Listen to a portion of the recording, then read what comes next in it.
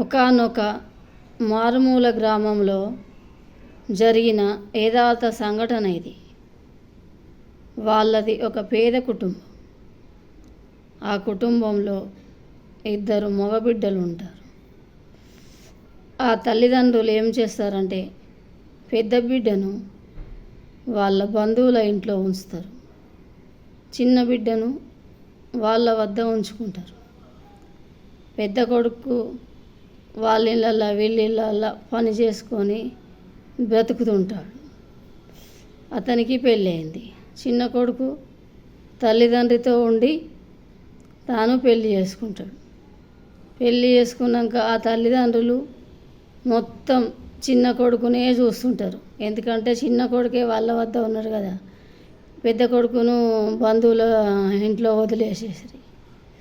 అందుకని ప్రతి ఒక్క లాభము చిన్న కొడుకే చేస్తుంటాడు అనమాట.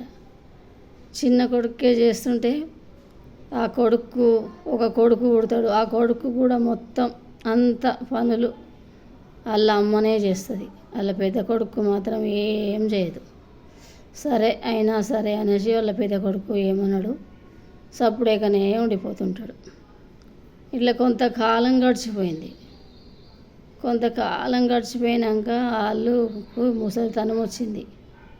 అన్ని రోజులు చేపించుకున్న కొడుకు ఆ తల్లిని చిన్నప్పుడు వదిలేసిన కొడుకు దగ్గరికి గెంటేసిండు. ఆ తల్లి మనస్తాపంతో గుండె పగిలి మరణించింది.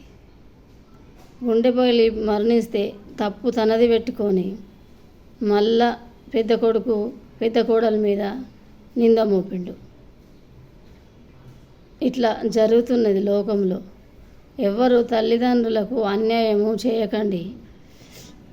తల్లిదండ్రులను మీ కన్న బిడ్డల వలె చూసుకోండి.